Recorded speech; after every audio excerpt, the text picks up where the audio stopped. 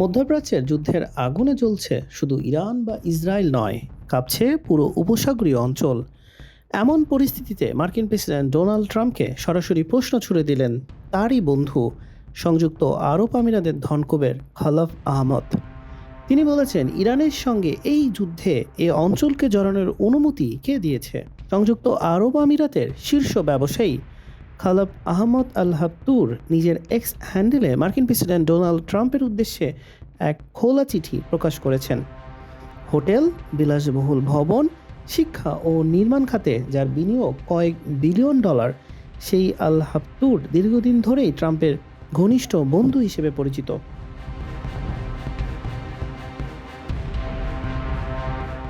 একসময় দুবাইয়ের পাম জুমেইরাতে Trump tower নির্মাণের পরিকল্পনাও করেছিলেন তারা।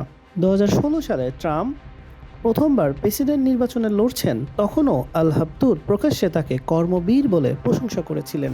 এবার পরিস্থিতি ভিন্ন।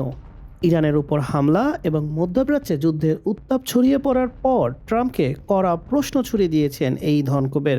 তার প্রশ্ন, এই যুদ্ধের সিদ্ধান্ত কি এককভাবে ট্রাম্পের, নাকি ইসরায়েলের প্রধানমন্ত্রী নেতানিয়াহু ও তার সরকারের চাপের ফল?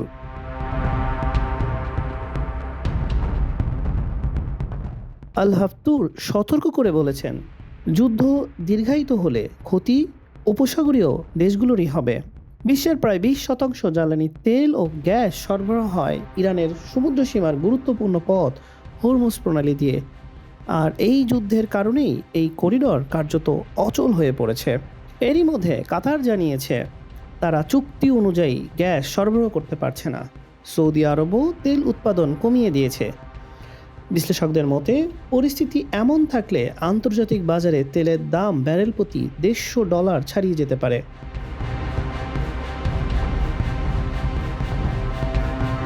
শুধু জ্বালানি নয়, অর্থনৈতিক দিক থেকেও বড় ঝুঁকির মুখে রয়েছে বিশ্ব।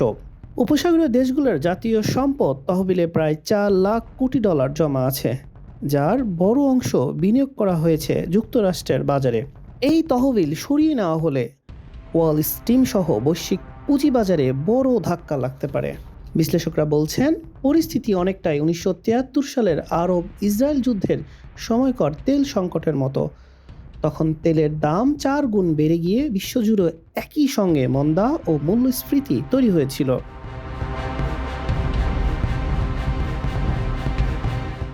এদিকে যুক্তরাষ্ট্রের ভিতরেও এই যুদ্ধ নিয়ে প্রশ্ন উঠেছে। ট্রাম্পের গোড়া সমর্থক হিসেবে পরিচিত ভাষ্যকার টাকার কার্লসন মন্তব্য করেছেন, এই যুদ্ধে সাধারণ মানুষ মরছে, কিন্তু সিদ্ধান্ত নিচ্ছে ক্ষমতাবানরা। মধ্যপ্রাচ্যের নতুন এই সংকট যেন আবার মনে করিয়ে দিল, যুদ্ধ শুরু করা সহজ, শেষ করা ততটা সহজ নয়। হাসান শাহরিয়ার, মানব কণ্ঠ।